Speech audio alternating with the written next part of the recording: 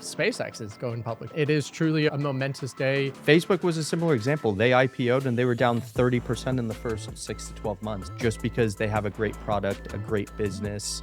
The entry price always has to make sense. Participating in IPO sounds interesting, sounds flashy, but it is a dead giveaway of unsophisticated investing. There's a FOMO element where you just think this is going to be the next best thing and you want it now. It's really important to highlight that incredible companies that do incredible things, that make incredible products, are not necessarily incredible investments. Financial markets have already swung and the ball hasn't even left the pitcher's hand. Our job is really to sift through that noise and figure out what are the high probability ways of allocating our clients' hard-earned money so they can live that more flourishing life, right? Hey everyone, welcome back to another episode of AWM Insights. It's your host, Justin Dyer, Chief Investment Officer here at AWM. Glad to be here and joined as always by Mena, Hanna, one of our portfolio managers here at AWM and my long-standing co-host on AWM Insights. And we've got, I guess, a special topic if you want to call it that today. And in a way it isn't. We're recording it generally when we do on Thursdays. But the special topic is SpaceX is going public tomorrow. And it is truly a momentous day in financial markets. And I would even extend that to, I guess, just broader society. We've never seen anything like this. It's historical and on a couple different fronts. And we're just going to get into it. How do we think about it? Answer the question, should people participate in it? You know, getting a little bit more specific to the SpaceX IPO. I know we recorded a podcast a couple weeks ago about IPOs in general. Don't make sense to participate in, right? Kind of punchline there. But yeah, we're going to give a little bit more context around that general answer with respect to SpaceX and some of the nuances that are at play here. Like I said, it is truly a historical event. And by the time you're listening to this, we'll know a little bit more about actually how it's going to be trading, and we're going to be watching it pretty closely. So without further ado, we'll jump right into it. Mena, as we usually do, let's just go through kind of the basics. Let's level set first principles. SpaceX is going public tomorrow. It's Friday, June 12th. It's the largest IPO on history. What else am I missing there? Just the float component, which not a lot of people talk about. So when a company, in this case, is going public, they're printing new shares. In SpaceX's case, they're creating $85 billion worth of shares. And those shares are actually going to be the shares that actually hit the market. Right. So not that total 1.77 trillion. That's not all being traded. That value is not being traded. Just a small little portion of it is, that's the float, that $85 billion worth, right? Yeah, and that's roughly 4%. If you released all $1.77 trillion, there would be a lot of, call it, issues in markets. There would be too much supply. What we're actually probably going to see, because it's only 4% of the total company, is you're probably going to see a little bit of scarcity. And when there is scarcity, there's one thing that's to be known, and that's prices kind of get wonky. So it's sort of expected a little bit that this release and the way that the shares have been structured, and I would say intentional scarcity that's being created, that is going to create just some market pressures that could swing prices dramatically in all directions, really. Just good old supply and demand, right? Good old supply and demand, yeah. And then slowly over time, there's going to be all of those restricted shares, those $1.7 trillion worth of shares that are restricted. Those are going to slowly be unrestricted and hit the market. So there's going to be periods of time, and these are known periods of time, when supply kind of dumps into the market, and that could be, and typically is, we've seen this with the 10 largest IPOs in history. On average, those are actually times where sophisticated investors actually take chips off the table. Amateur investors are typically still buying in, and this is where the trade happens that hurts your unsophisticated investor, and typically why IPO prices are the high point, and prices in 6 to 12 months are typically lower, and they underperform the markets on average. That's right. So we covered that general take in what was it, 2 episodes Yeah. ago, 3 episodes ago, where there's generally a downward trend, which is why we say it doesn't make sense to participate in IPOs. Again, that comment is specific to buying at the IPO price. So what is it, $135 a share for SpaceX? Not to say, we're not calling the shot and saying, hey, SpaceX is going to be down on day one. To your point, there's some manufactured scarcity here. So kind of for a betting person, right, you're putting you on the spot a little bit. What, tomorrow is it going to be up or down? Like just from a pure directional standpoint? I would say it's up. Like, unfortunately, investors typically just can't help themselves, and they will just swing at the first pitch they see, no matter how bad it's actually going to be. Like in this case, I would say financial markets have already swung, and the ball hasn't even left the pitcher's hand. Yeah. So it's like it's an issue, and like the counts, You're still in the batter's box. Yeah. yeah. So that's like problematic, but that's just the human emotion piece. And we've been hearing so much about SpaceX. There's been so much material. The roadshow's been great. You're getting analysts kind of publishing these reports that they think that SpaceX is going to be worth $28 trillion. So these are all points that just create irrational behavior, and people are just going to swing way, way, way too early. And we've seen this before. History doesn't repeat, but it definitely rhymes. And I do see markets kind of swinging at this first pitch very aggressively, and the price popping up on that first day.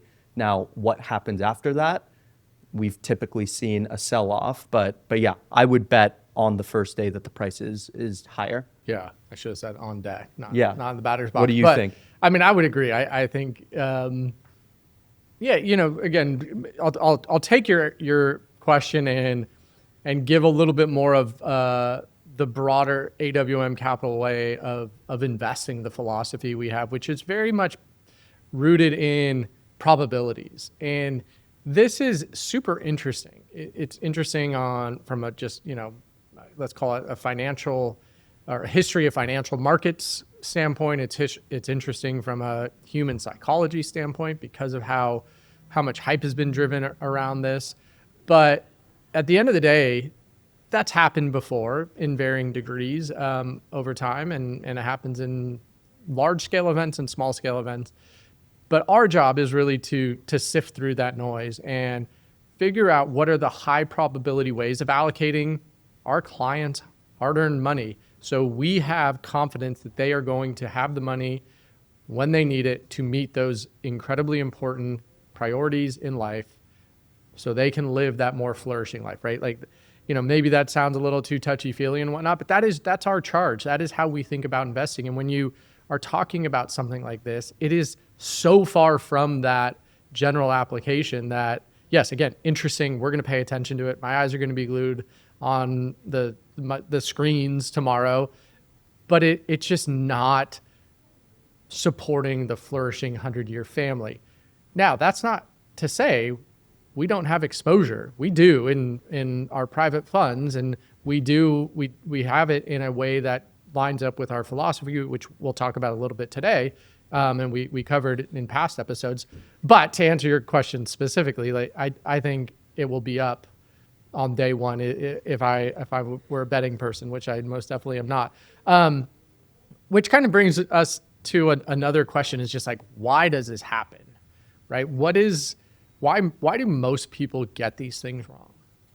A lot of it is just like, not to get too preachy, but just human psychology and greed for the most part. There's a FOMO element where you just think this is going to be the next best thing, and you want it, and you want it now. We sort of, relating it to another Elon product, the Cybertruck, we saw the same thing there. People were paying like $100,000 over the price of the Cybertruck for the first week that it was out. And it was cool. Like, you would see a Cybertruck around and you'd be like, wow, that's so cool. That's so different. But that value eroded as the supply increased. In a situation like this, like, we know the supply is going to increase. We know that more shares are going to hit the market. And where you're also getting at, just from a valuation standpoint, is very rich. Like you are paying $200,000 for kind of a tin can in a way. And if I had $200,000, you know, I'd buy a Ferrari. When you kind of look at the market cap of what SpaceX actually is, they're going to be more valuable than Tesla, which is a real company that produces substantial revenue and has just a lot more earnings than SpaceX. SpaceX is an unprofitable company. It's more than Saudi Aramco, more than Facebook Meta, more than Samsung, more than Berkshire Hathaway. So, and substantially more than Berkshire Hathaway, like $700 billion more. So these are all just data points that show you that, yeah, a lot of this is just greed. A lot of this is just low demand. A lot of this is fear of missing out. And that just drives people to do irrational things. It drives people to swing at the first pitch when it hasn't even, you know, left the pitcher's hand. Yeah, 100%. I mean, you know, to bring it back into our framework again as well, this is a very consumption, hype-driven event that doesn't have a lot of purpose supporting it. Now, I say that, and I also want to acknowledge that SpaceX is an incredible company, but it's really, really important to highlight that incredible companies that do incredible things, that make incredible products, are not necessarily incredible investments. They can be at the entry point, if the entry point is right, but things like this, where the narrative has really kind of detached from reality and purpose, again, bringing it back to purpose of a dollar to support family priorities, that 100-year family specifically, this just doesn't really line up with that framework that we believe in so strongly. And like you said, that good old human element and fear of missing out is an incredible force, generally speaking, for bad outcomes over time. Yeah, Facebook was a similar example. They IPO'd and they were down 30% in the first, 6 to 12 months. So we've seen it happen before, even with generational companies that are great businesses, kind of doubling down on exactly what you said. Just because they have a great product, a great business, there's line of sight there, the entry price always has to make sense. And just along those lines, by no means are we putting a line in the sand and saying, hey, 6 months from today, SpaceX is going to be worth less than it is today. This narrative can continue. There's no doubt about it. We just don't feel like it's a high probability or a high confidence event to participate in.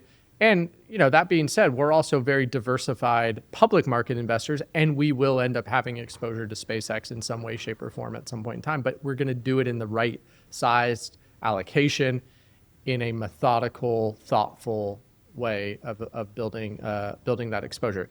Kind of bringing this to a conclusion to an extent, like let's just in a way summarize, like what's the playbook for our clients, Mena? Just let's walk people through it. Yeah, the cool thing for a lot of our clients that are invested in our venture funds, you already have an allocation to SpaceX. You have an allocation through a vehicle that we invested in, and that was purchased early. It was purchased before all of this craze. It was purchased at a lot more reasonable valuation, and that's a position that you already hold. So there's no need to fear missing out because you already have tickets to the party.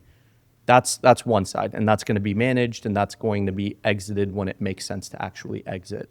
On the other side, if you're not a client or if you don't have exposure in general, probably does not make sense to get in on that first day, to take a swing early. Kind of have to be methodical, thoughtful about how you're actually approaching this. I would say the good news is if you are invested in funds in general, if you have a diversified portfolio, you are going to establish ownership.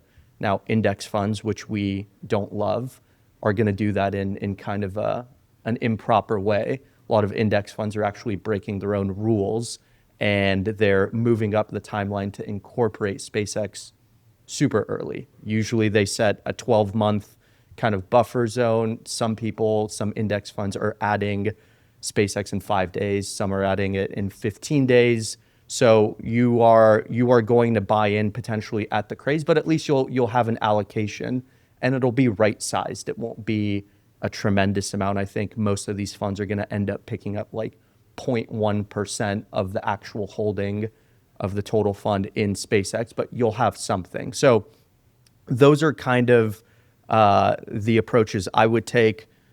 If you are kind of thinking about investing in SpaceX now, definitely be cautious. And this is just something that goes back to being a thoughtful investor. You want access to these companies earlier on. You don't want to be kind of flooding into the markets when everyone else is and when everyone else wants to. You want to get in early and get in at better prices. So yeah, you just have to be thoughtful in doing that, work with the right team, and obviously do so with the right structure to get in at the right time. And I think that's a great quote to extract or even an end on, right? There's going to be so many comments and questions in the locker room or, the proverbial cocktail party over the next couple of days. Hey, did you get in?